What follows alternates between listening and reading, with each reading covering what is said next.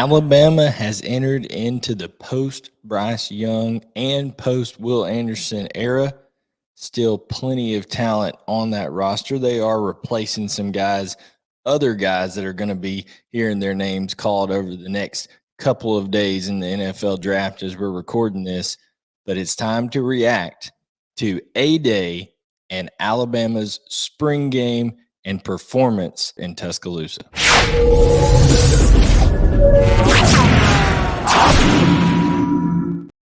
Hello, everyone. I'm Blayne Gilmer. Welcome to Southeastern 14, a channel where we cover all things SEC football, baseball, and basketball, and we try to do so differently than everyone else, bringing a lot of content your way each and every day. So make sure to hit that like button, subscribe, and turn on notifications.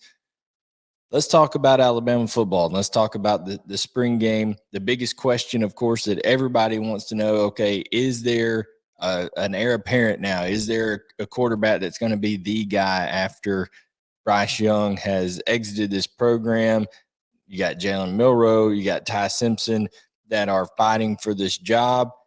And quite honestly, neither one seemed to take a stranglehold of it this week with the spring game performance. Now, Tommy Rees is not emptying out the entire playbook here. They're of course keeping things rather vanilla in the spring game. But the thing that you're a little bit worried about is just the inaccuracy on a lot of these throws. Not putting the ball in a position where your playmakers can, catch it and continue to run with it. And that's been the calling card of Alabama football. Whether it's been Tua, Bryce Young, even Jalen Hurts when he was there were times where during the RPO style of things that Lane Kiffin introduced, they're putting the ball in the belly of the running back, a receiver's breaking in on a slant, and they're hitting him right in the numbers so he can just keep running and go bump his head on the goalpost. Now, when it comes down to it, you saw both the quarterbacks show some athleticism. A lot of people thought, well, if you're either going to go with a running quarterback in Jalen Milroe or you're going to go with a more pocket passer in Ty Simpson. But I was telling people for a long time now, yes, it was Tennessee high school football, not the greatest competition in the world, but Ty Simpson has shown for a long time now that he can utilize his legs and that he's, able to escape the pocket, able to hurt you on the pull on a zone read if a defensive end or an edge guy crashes down and follows the running back. And he showed that in the spring game. Of course, Jalen Milroe took one for a touchdown on a zone read. And we all know that he is very, very dangerous with his legs. I think that what you're ultimately looking for is you're looking for a guy on this Alabama offense. It's a little bit different in the past. I don't think that with this group, you necessarily have to have a guy who is, okay, I'm going to go win the games. Okay. It's going to be a different style. You saw Tommy Rees utilize CJ Dupree. We saw Amari Niblack at tight end.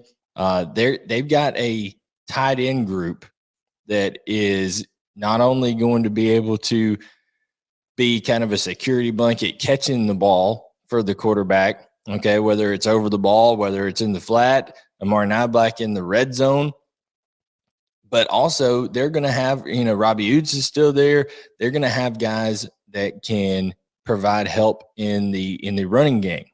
And they're going to be able to run the football a little bit better this year. I like the group of running backs that they have.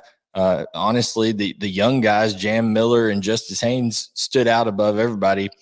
I'll go ahead and make one declarative statement here. Justice Haynes is the best running back on that roster. I know Jace McClellan's been there and Roy Dale Williams have been there, and they're playmakers. They're guys that can go and we saw it last year against Texas with Jason McClellan.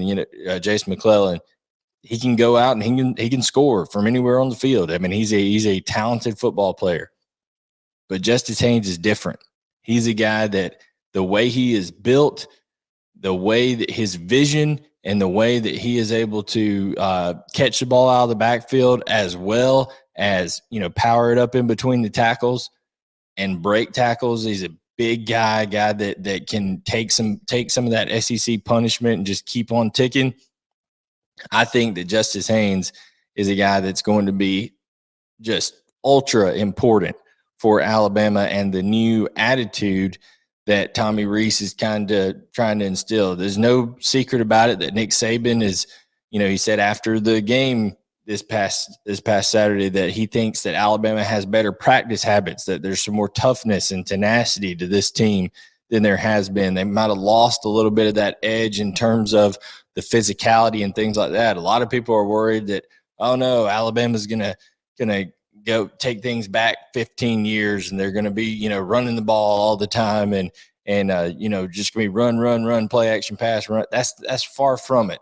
Tommy Rees is, you can see that he's going to utilize guys, whether it's Ja'Cory Brooks or whether it's Malik Benson or whether it's Kendrick Law had a couple of nice catches. Kobe Prentice is a stud.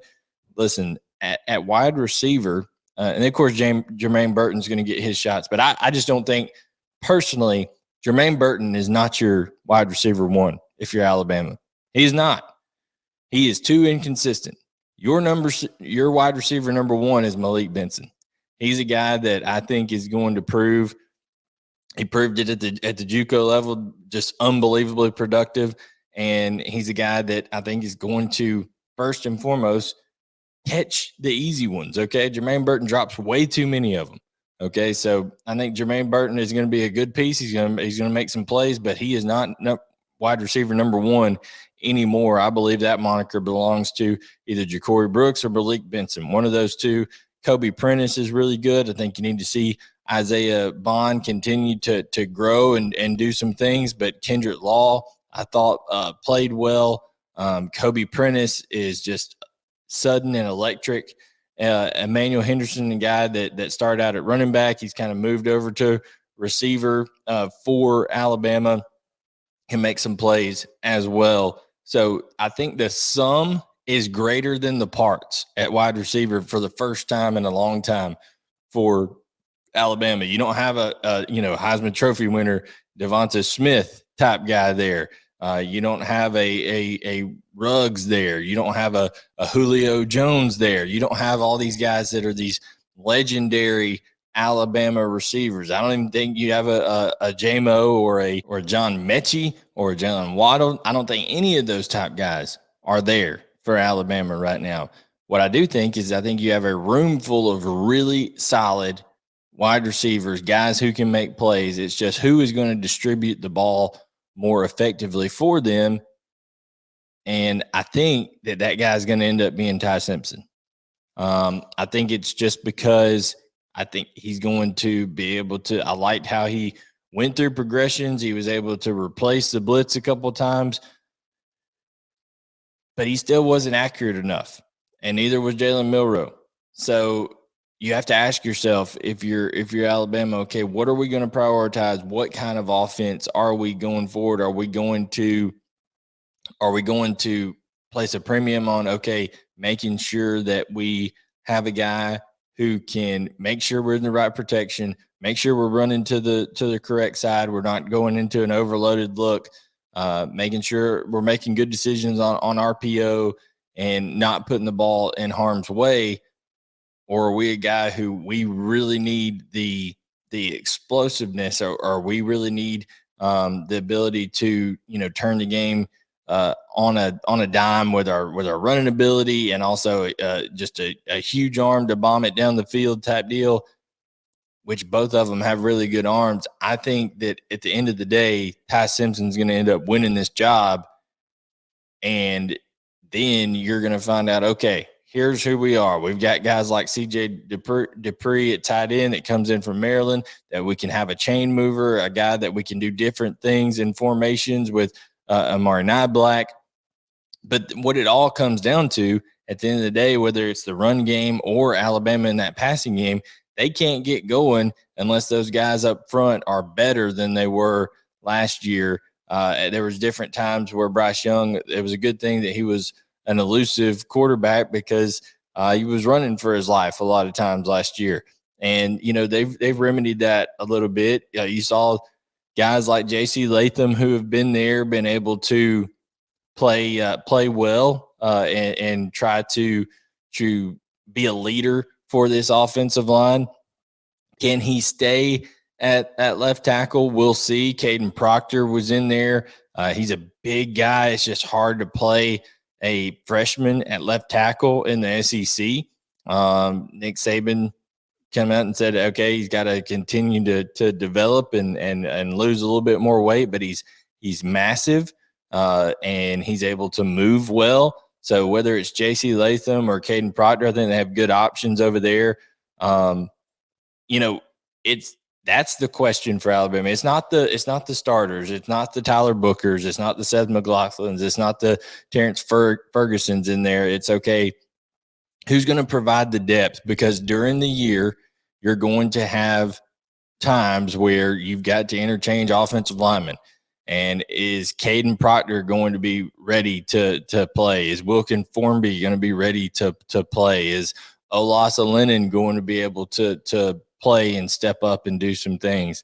Of course, Darian Dallencourt is still there. And could him and McLaughlin, interchange between guard and center if they needed to? You got to have flexibility and depth on the offensive line. I think that's what you've seen out of teams that have been more successful over the last couple years, is that offensive line depth and being able to adjust when things go awry. Alabama, necessarily that just hasn't been their strength the last couple years, but I think that's rounded into form a little bit. Now I will say this with Alabama, you got guys like Big Game Boomer and stuff out there saying, oh, they're going 7-5. They look terrible. Couldn't be further from the truth. Okay. Nick Saban would just assume cease to breathe as he would lose 5 football games. So that's not going to happen. Okay. I think Alabama is going to be right there fighting with LSU for the SEC West, but there are some questions. Okay. Let's look at the defensive side of the ball. I thought Malachi Moore and Caleb Downs looked like guys who are, ready for game day. Caleb Downs, a freshman, is going to be inserted right away, and he's going to play, and he's going to be very, very good. Him and Justice Haynes, I think, Justice Haynes on the offensive side, Caleb Downs on the defensive side are going to be real stories this year for Alabama. But we knew that. We knew that coming in at Caleb Downs. I mean, he's one of the best safeties I've ever seen at the high school level, so he's going to produce and produce well. Christian Story is a guy who's bided his time. He's waited behind, Jordan Battle and DeMarco Helms, and now he's going to get an opportunity. He made a nice play on a ball, almost took it back for 6.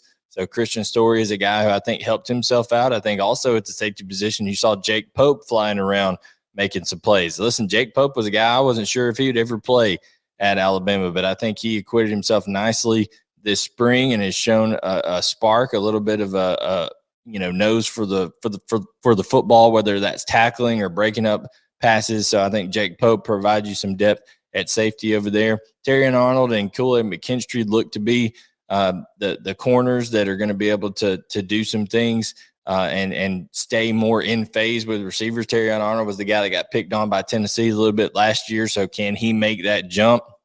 Earl Little, the second redshirt freshman, made a tremendous play on a ball on a pass down in the red zone. He fully extended, undercut a ball, and intercepted it. So I think Earl Little is a guy, obviously he's got the NFL pedigree. He's there ready to go. Now, Alabama is replacing linebackers Henry To'oTo'o and Jalen Moody.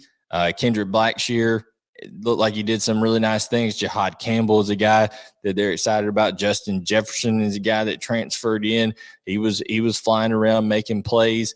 You didn't see Chris Braswell or Dallas Turner in this game, kind of your bookends there on the edge, but we know what they can do.